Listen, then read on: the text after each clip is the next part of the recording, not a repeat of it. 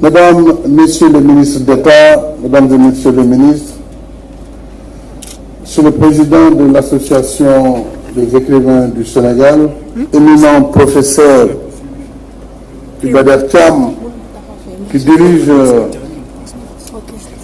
la série Histoire générale du Sénégal avec d'éminents professeurs autour de lui,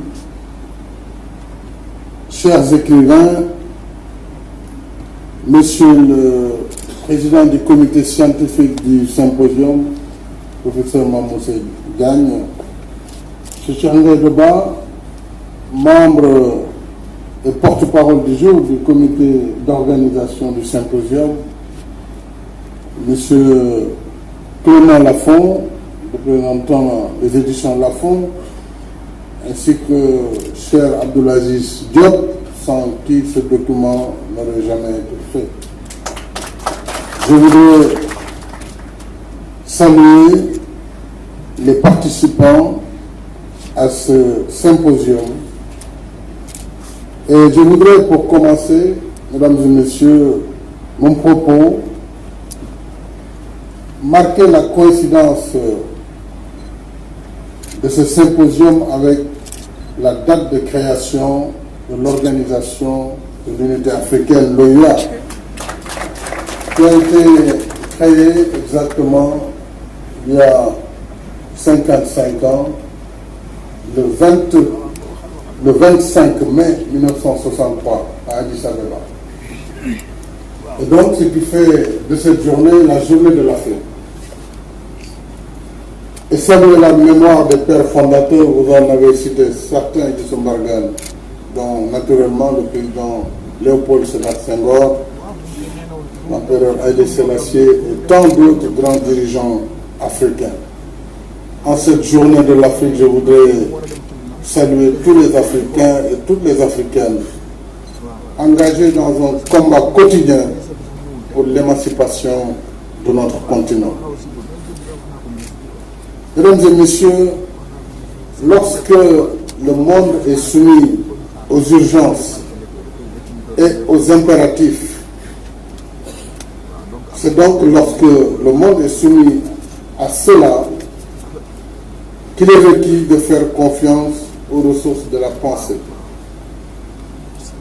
Il est indiqué également en temps de mutation et d'incertitude qui rythment la marche du monde, d'observer des moments de recul pour mieux appréhender ce qui se passe de décisif en termes d'enjeux et de défis. Je vous salue donc, vous intellectuels, écrivains et cadres sénégalais réunis ce matin. Je voudrais vous remercier très vivement d'avoir marqué de votre présence ce symposium de lancement du tome 1 de Conviction républicaine. Je voudrais rappeler qu'une des fonctions d'un chef d'État est de discourir, à côté naturellement d'autres fonctions, non moins essentielles, comme décider, ou encore représenter. Ce sont des fonctions permanentes. Le discours, la décision, la représentation. Se vit au quotidien. Le discours n'est pas d'ailleurs qu'écrit, il est aussi oral. Que la parole présidentielle doit être une parole qui colle à la réalité si elle ne veut pas se dévaloriser. Pourquoi avant de parler, il faut, comme le dit l'adage, remuer la langue 7 fois avant de débuter des sonorités. Le discours est le déploiement continu de la politique de la nation pour un chef d'État. Il est décliné en fonction des événements, en fonction des rendez-vous les plus divers inscrits dans le calendrier républicain, inscrits dans l'agenda international ou portés par divers acteurs sociaux, culturels, économiques, etc. Le discours d'un chef d'État se caractérise ainsi par son intime lien avec l'action. Le discours d'un chef d'État ne peut pas être le discours du professeur de philosophie. Ce n'est pas possible.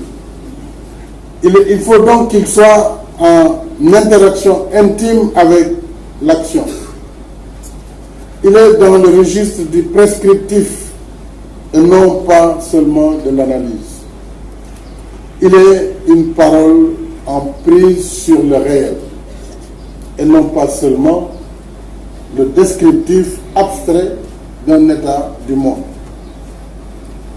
Le discours d'un chef d'État est donc un discours fondamentalement politique au sens précis de l'orientation articulée à l'action.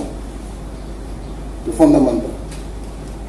On dirait alors que dans cet ordre du discours, je cite, dire, c'est agir.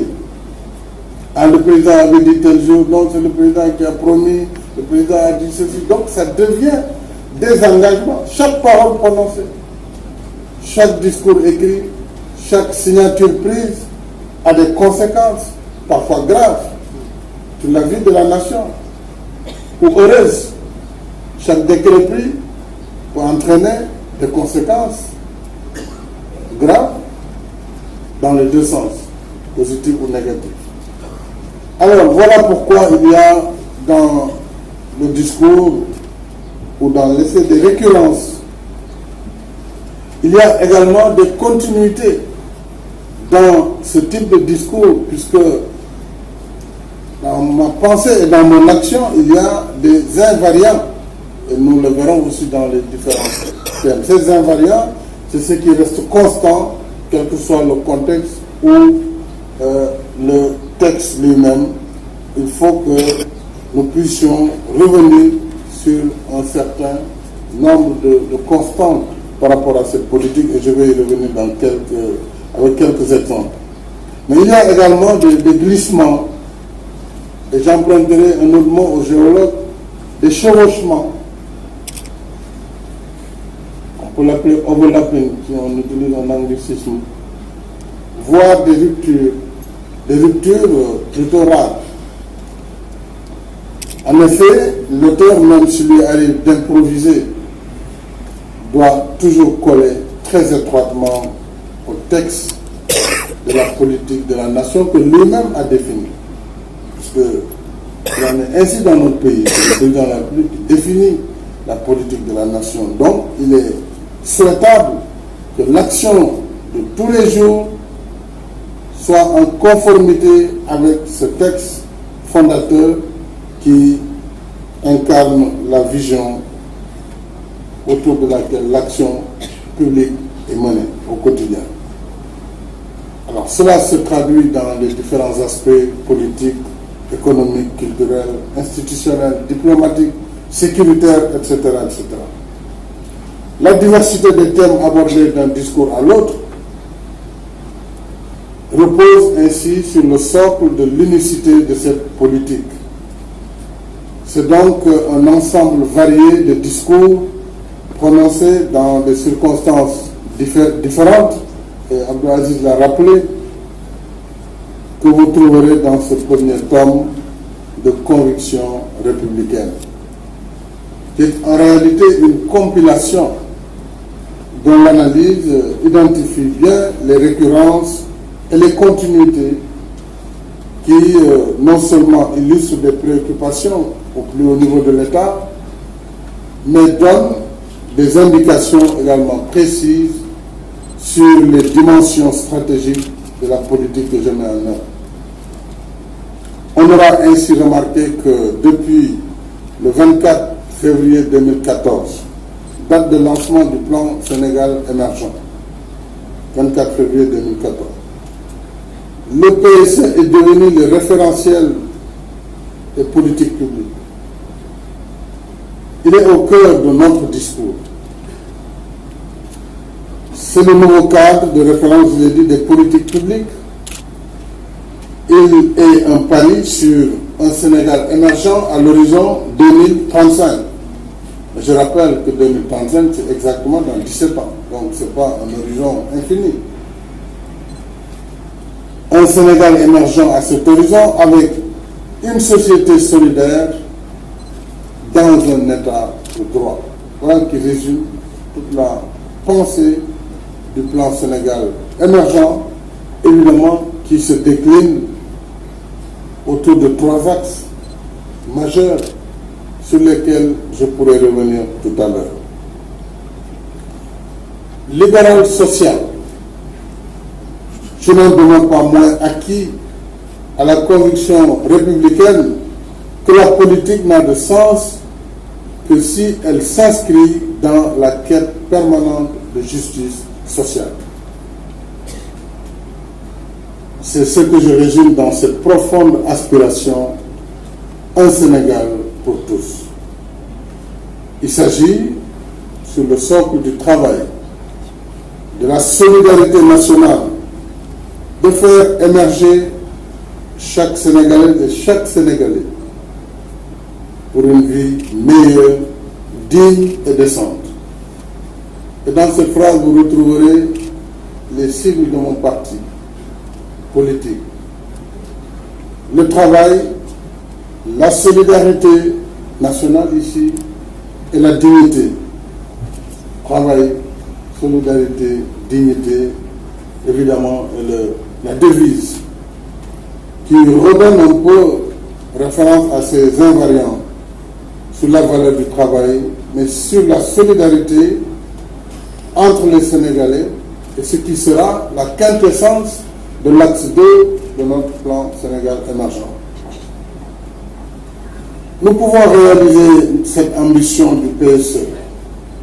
La mise en œuvre depuis 2014 nous y rapproche autant pour moi à grands pas. L'économie du Sénégal est devenue l'une des plus dynamiques en Afrique. Je pense que ce débat ne fait plus polémique. Je me rappelle en 2015-2016, la polémique qu'il y a eu au lendemain ou au soir de mon discours à la nation pour annoncer les 5% de taux de croissance. J'avais dit que c'était impossible. C'est totalement faux. Il est impossible d'atteindre les 5% de croissance. Je crois que ce débat, heureusement, est derrière nous.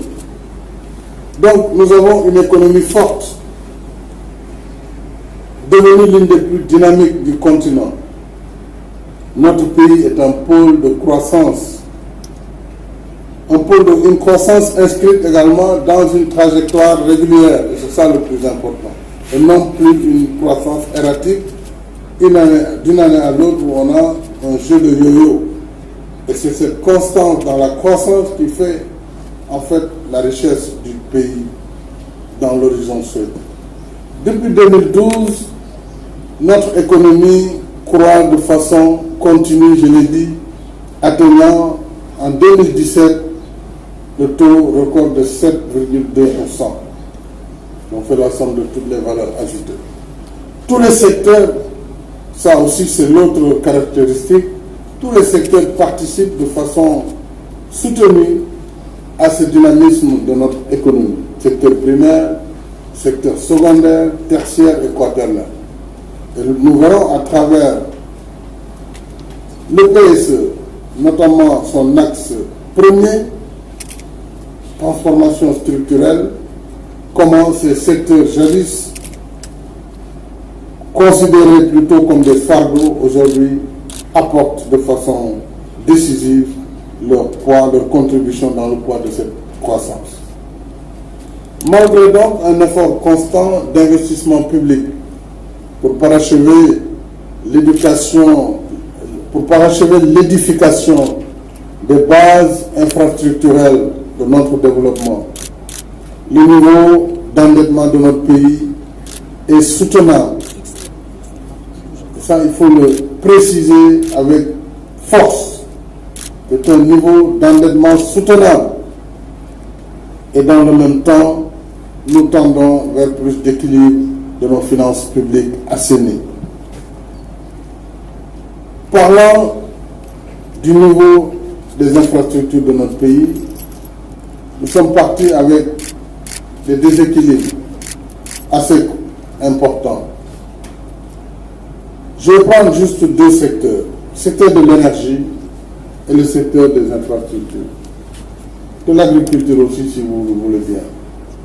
Sur l'énergie, en 5 ans d'efforts, nous avons pu multiplier par 2 les capacités existantes depuis notre indépendance jusqu'en 2012.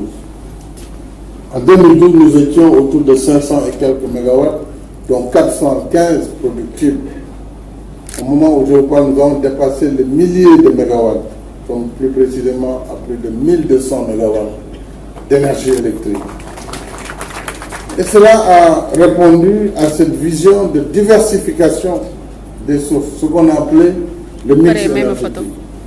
Une diversité de la production, un renforcement du réseau de transport et de distribution, une amélioration du système de gestion électrique et une modernisation de la Sénélec. Il a fallu beaucoup d'argent.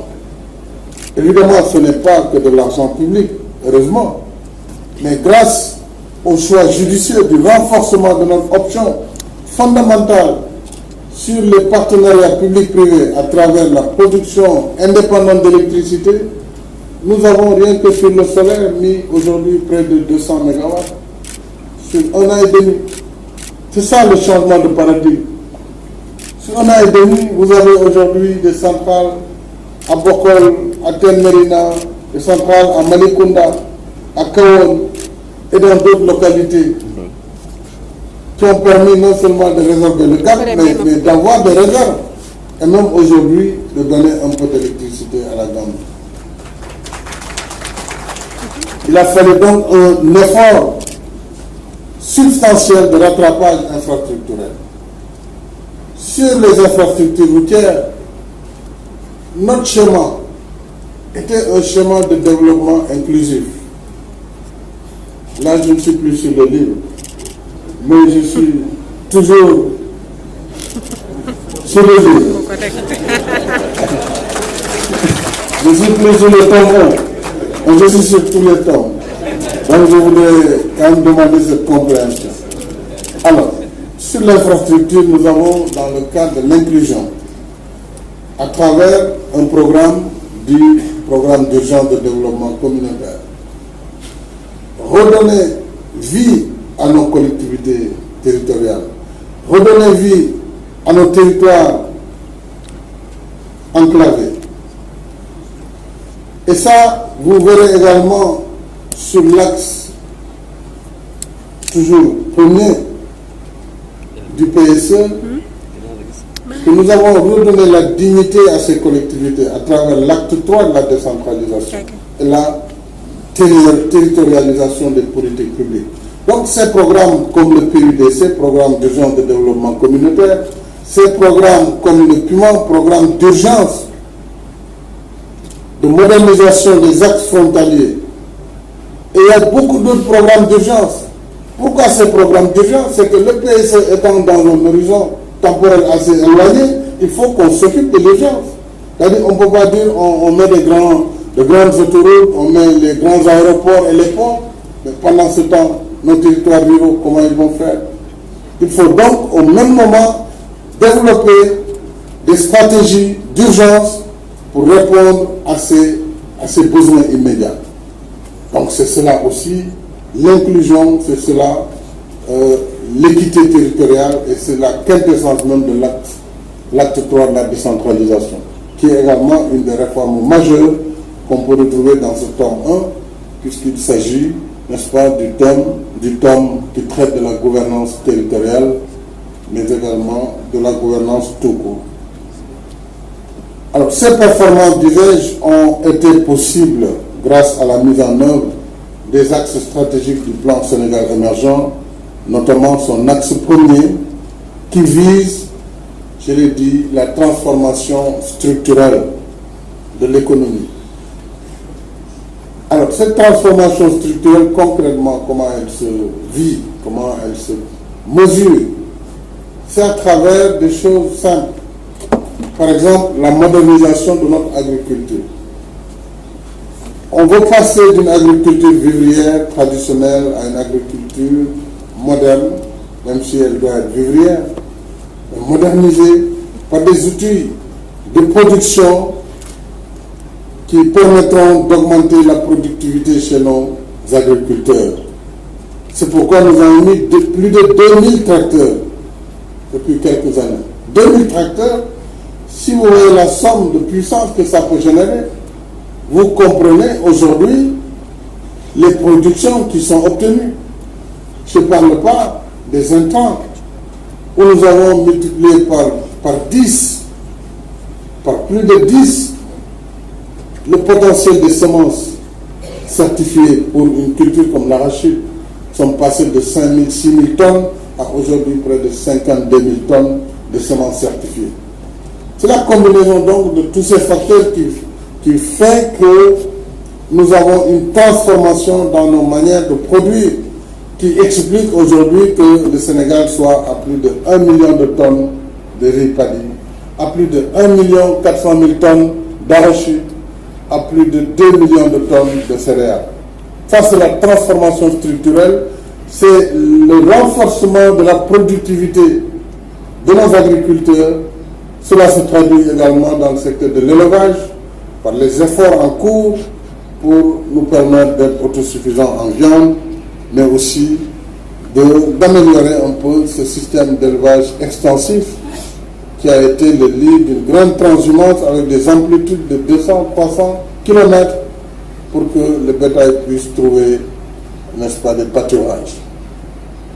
Aujourd'hui, la pêche, l'agriculture, l'élevage sont devenus des poumons de notre économie auprès des secteurs de services comme le tourisme, le transport et les TIC. Et donc c'est cela, la transformation structurelle, bien sûr qui s'appuie sur un réseau d'infrastructures solides. Et ce réseau, vous avez des dorsales, les autoroutes. Dans quelques mois, il sera possible, sur plus de 250 km d'être en autoroute au Sénégal. Évidemment, restera la question du tarif des autoroutes. Mon gouvernement y travaille fortement pour la soutenabilité de ces services. Mais ces autoroutes vont transformer sensiblement la vie économique au Sénégal et vont donner une valeur ajoutée très forte sur l'ensemble du foncier national, parce qu'à chaque fois qu'une route passe dans une zone, elle prend de la valeur. Donc nous travaillons ainsi sur cette dorsale, mais aussi il y a les routes nationales, il y a les routes régionales, il y a les pistes, surtout de production, qui permettent le véritable désenclavement et qui permettent de mettre les productions au marché sans grande difficulté.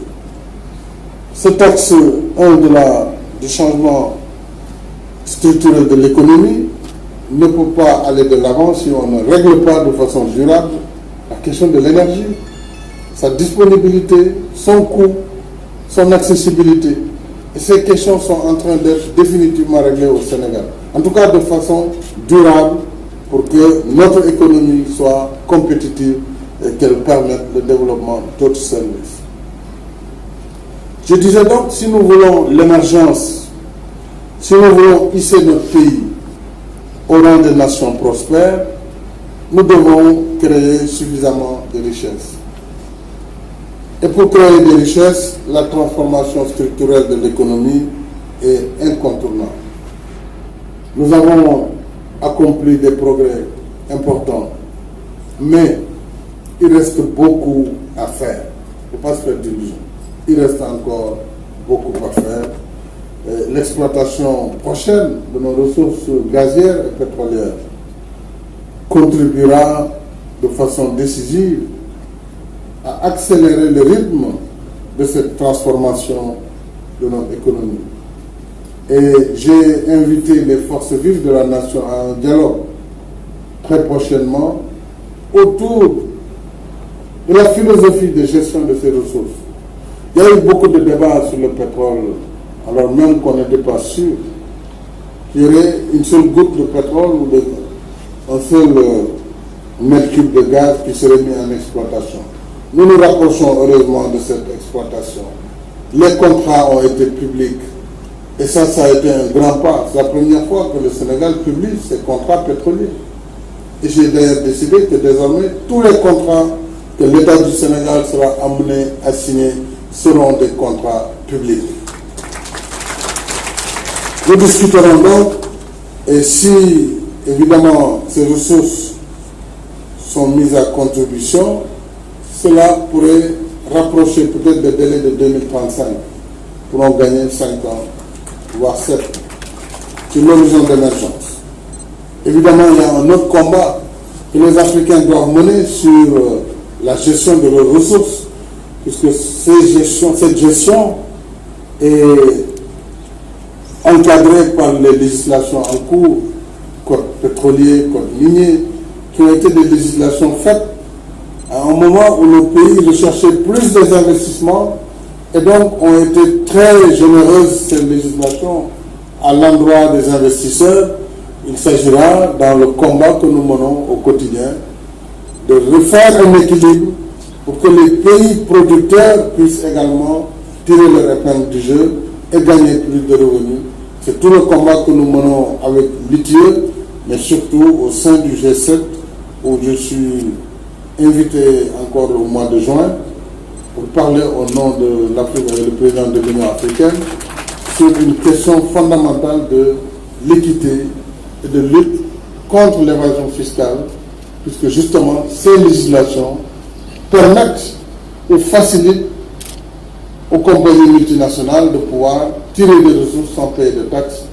Si on ne paye pas les taxes, l'État ne peut pas avoir de ressources pour créer des emplois, pour faire des investissements publics. Donc tout est lié. Alors j'ai donc insisté sur cette orientation stratégique parce que c'est la création de richesses de manière soutenue qui nous permet de réaliser le deuxième pilier du plan Sénégal émergent qui vise l'inclusion. Je veux un Sénégal sans Sénégalais dans la marche. C'est là aussi le concept d'un Sénégal de tous. Un Sénégal pour tous, il faut un Sénégal de tous, pour l'inclusion. Mon ambition est un Sénégal qui nourrit les Sénégalais. Nous allons y arriver très prochainement avec les programmes d'autosuffisance en riz, programmes d'autosuffisance vivrière de manière globale. Aujourd'hui, sur l'oignon, nous sommes arrivés à cet objectif. Sur la pomme de terre, c'est dans 1 an. Sur le riz, c'est dans moins de 2 ans. Ainsi de suite. Donc, un Sénégal qui nourrit le Sénégal. Un Sénégal qui offre à chaque Sénégalaise et à chaque Sénégalais la possibilité d'avoir accès à des soins de qualité. Un Sénégal qui donne à chaque citoyen les moyens d'accéder à une éducation et une formation de qualité. Un Sénégal où l'eau potable, où l'électricité ne sont plus un luxe. En somme, le plan Sénégal émergent pose un principe que le capital humain est sans aucun doute le capital le plus précieux. Alors, c'est cela qui explique d'ailleurs tous les efforts qui sont faits dans le secteur de l'éducation, de la formation et de l'enseignement supérieur.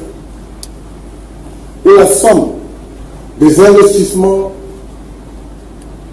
dépasse de 2 fois la somme de tous les investissements antérieurs pendant les 52 dernières années.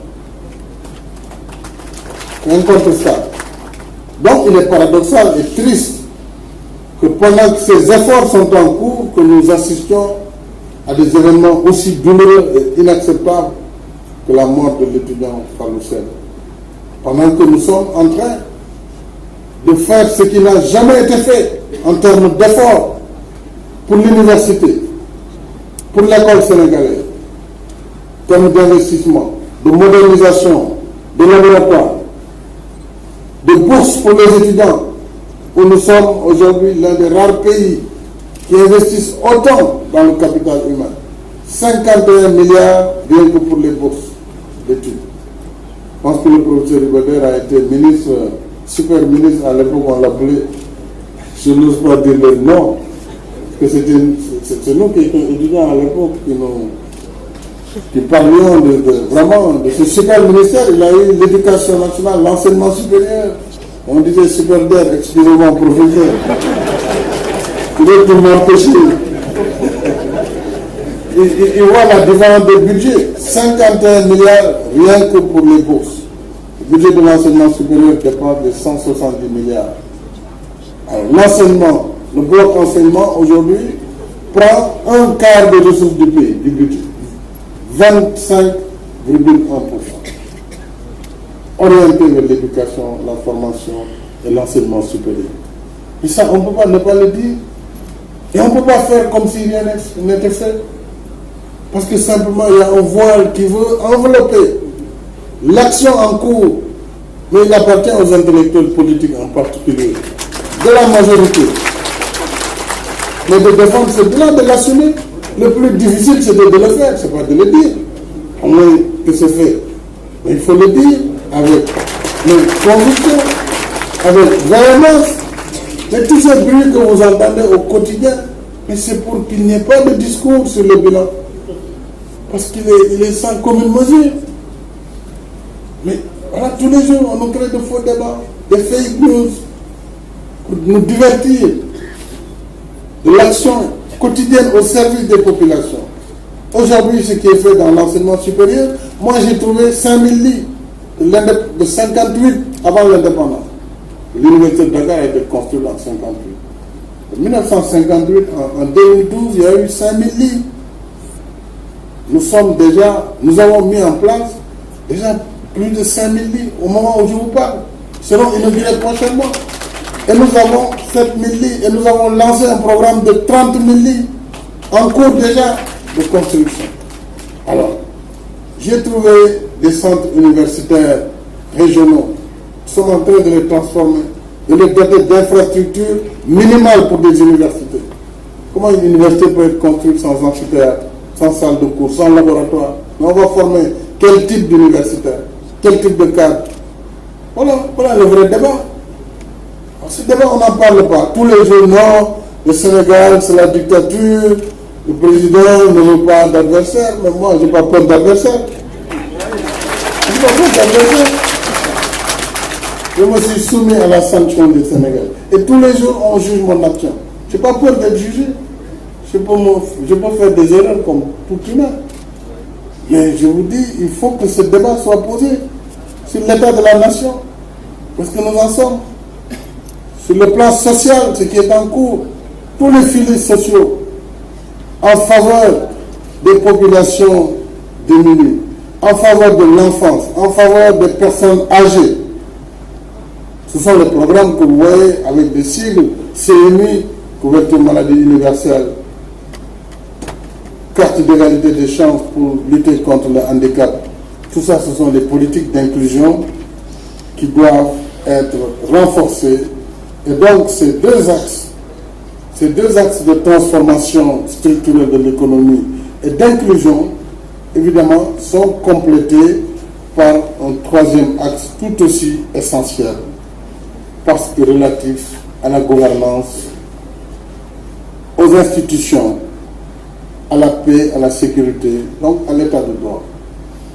Évidemment, c'est l'axe le plus qui fait plus polémique. Vous l'avez dit, professeur, on ne peut pas en politique éviter la polémique. Parce que la politique, c'est l'art de gérer la cité. En fait, il y a plusieurs arts de gérer la cité. L'art n'est pas unique. Il y a plusieurs conceptions, plusieurs visions de gérer la cité. Donc, il faut accepter, n'est-ce pas, qu'il y ait des contradictions, qu'il y ait même des oppositions sur la vision. Alors, lorsque nous parlons de gouvernance, de bonne gouvernance, et des mesures qui doivent découler de cette politique de bonne gouvernance, notamment sur les principes d'imputabilité, redevabilité. Parce qu'au Sénégal, dès que vous demandez à quelqu'un de rendre compte, il dit « Donne-moi paye ».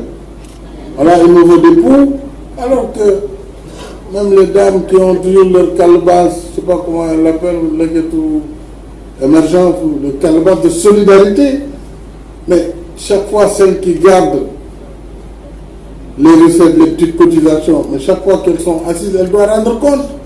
Tel a donné, tel n'a pas donné, il y a de l'argent. Mais c'est la même chose pour les gestionnaires publics.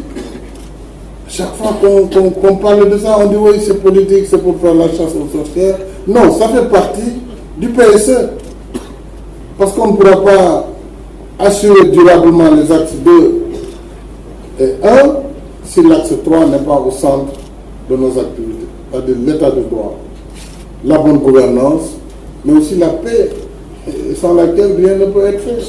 La paix et la sécurité. Aujourd'hui, nous faisons tous face à des périls qui remettent jusqu'à l'existence de nos États et au quotidien. Et ces menaces sont parmi nous, dans nos familles, avec les phénomènes de radicalisation auxquels nous assistons.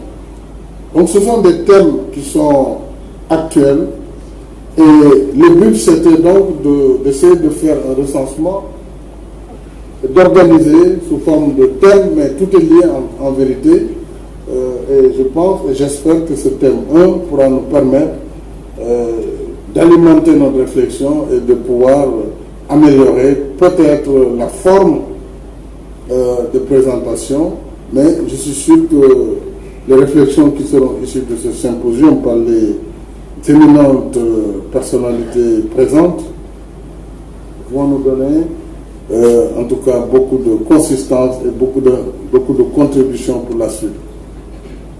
Alors, je pense que construire un destin est possible. Ce sont donc des convictions, avec ce que je viens de vous dire, que le Sénégal est bien sur les rails de l'émergence. Évidemment, nous essaierons d'être attentifs au regard critique, parce que dans l'action, il y a des erreurs. Donc, nous serons attentifs à ces observations critiques pour rectifier, puisque justement, le propre de notre plan, c'est que nous l'avons découpé en plan quinquennaux. C'est-à-dire, il y a 2014-2035, le premier plan quinquennal qu'on appelle le plan d'action prioritaire 2014-2018 va prendre fin en novembre. Et à partir de janvier, disons de février prochain, 2019, nous entrons dans le deuxième plan d'action prioritaire. Évidemment, qui va correspondre à la période temporelle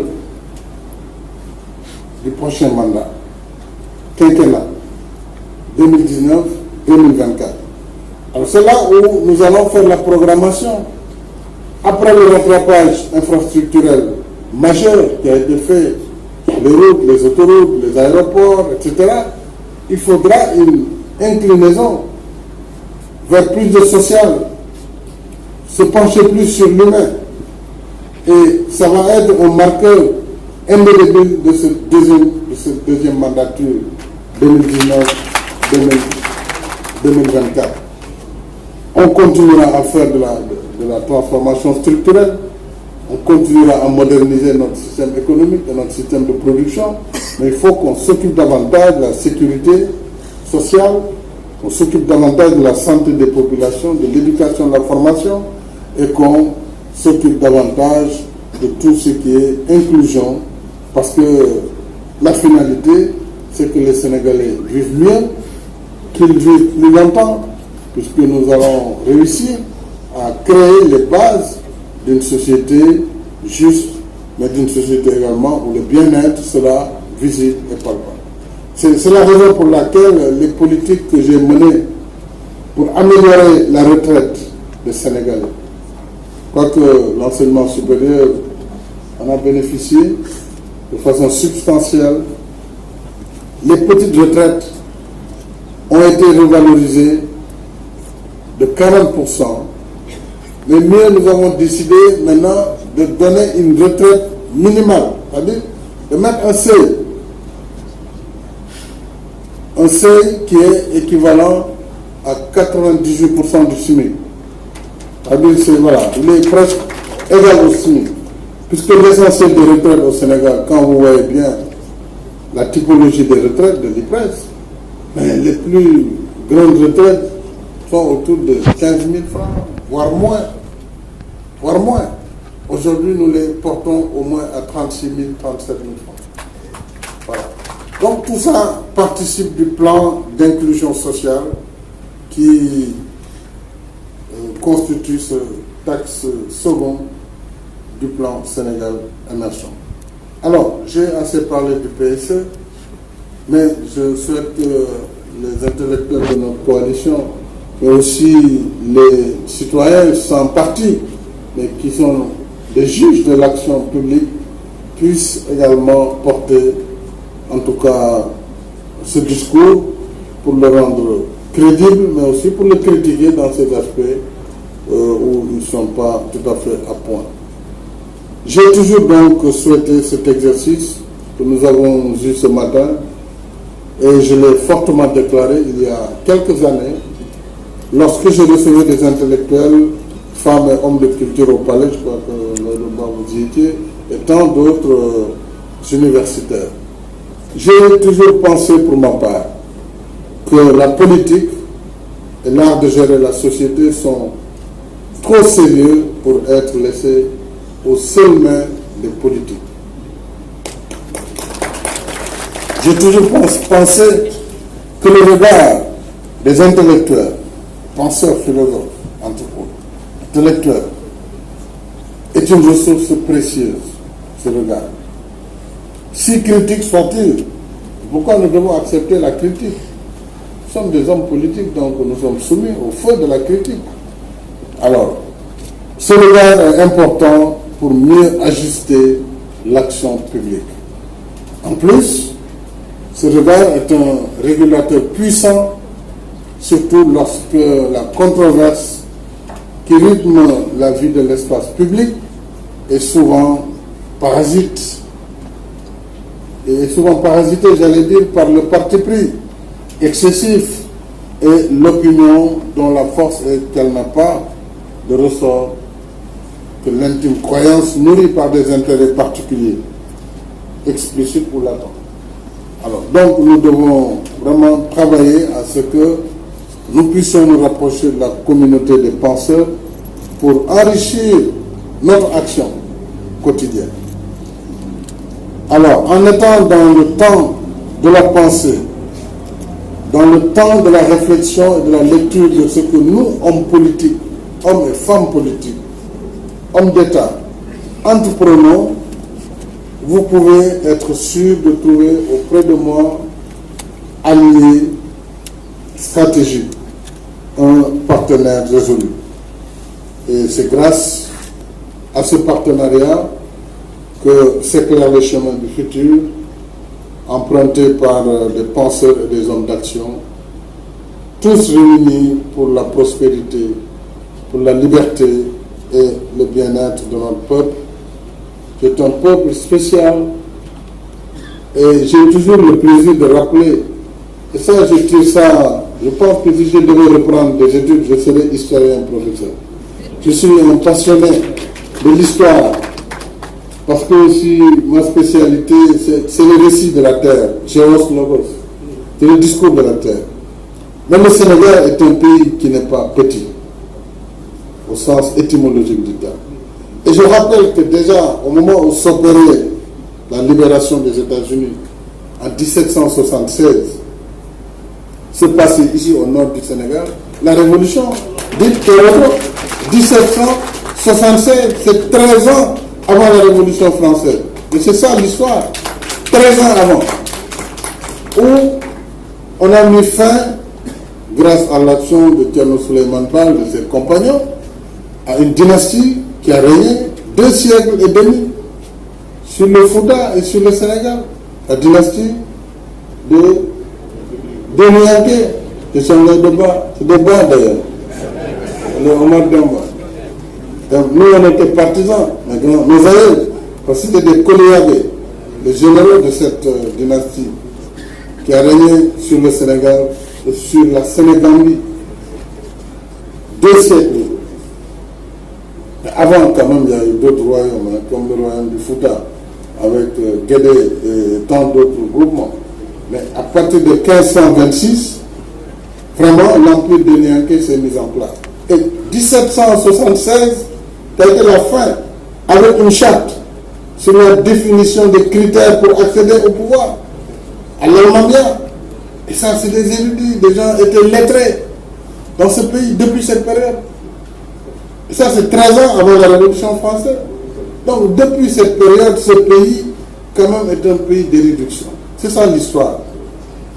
Et avec la colonisation française aussi, nous avons eu des choses positives, notamment l'élection, les élections plurielles, les élections depuis 1830, parce que devant Ibadan, je fais attention aux dates. Moi, j'avais dit 42, mais je me disais 34. Voilà. Donc, c'est important de se référer à lui. Il y a des élections et des élections plurielles. 1914, Blaise Diagne a été élu dans une haute compétition électorale.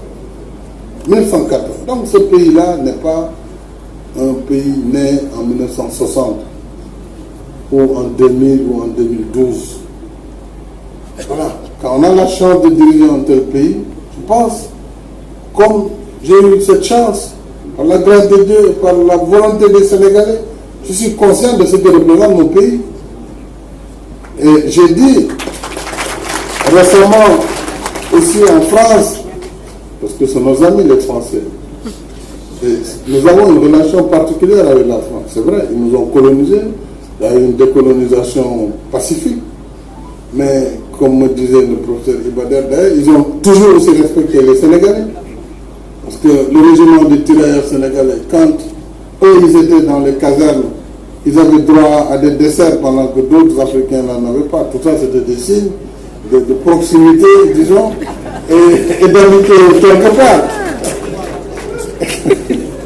Mais ça, c'est l'histoire. L'histoire, vous savez, a ses phases, ces belles phases et ces phases hideuses. Mais enfin, je pense, je leur disais en France,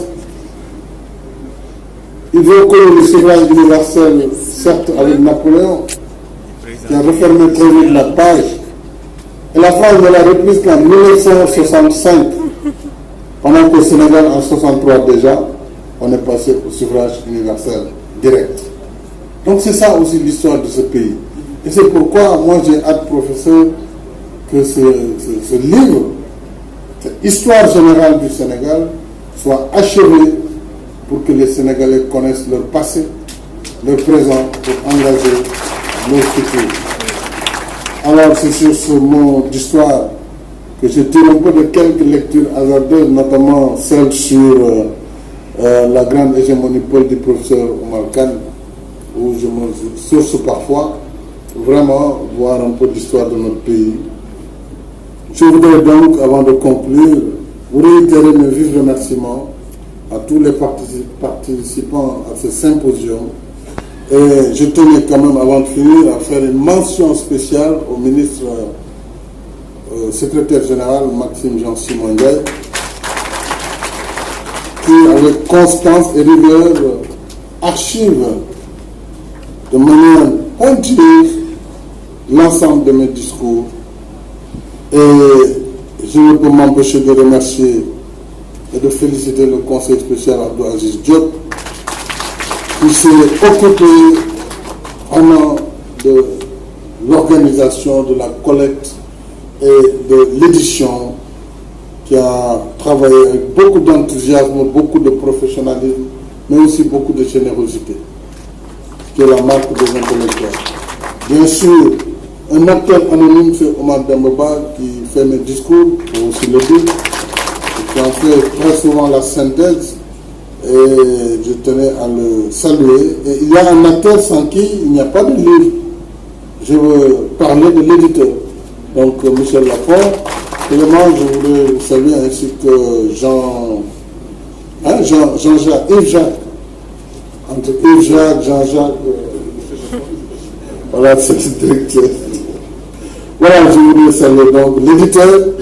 Et maintenant que je décide de donner tous les droits à un établissement spécial qui s'occupe des enfants déficients, notamment parce que j'ai été marqué par la générosité de certaines personnes qui ont mis leurs ressources, leur énergie, leur talent pour financer cette école, qui a beaucoup de difficultés, école Aminata Mbaye, donc où les enfants déficients ou qui ont des difficultés particulières.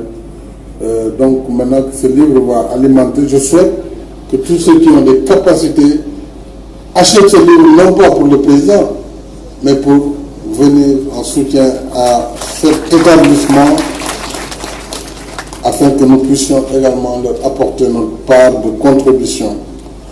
Je voudrais donc, pour terminer vraiment, remercier le professeur Mamoussé Gagne pour sa présence et pour avoir accepté d'être au cœur de cette rencontre. Je vous souhaite un fécond symposium et je vais prendre encore peut-être un peu, voilà, une demi-heure ou une heure. Les ambassadeurs vont attendre pour suivre un peu le professeur Raphaël Ndiaye et quelques discussions certainement autour de l'ouvrage. Je vous remercie de votre attention.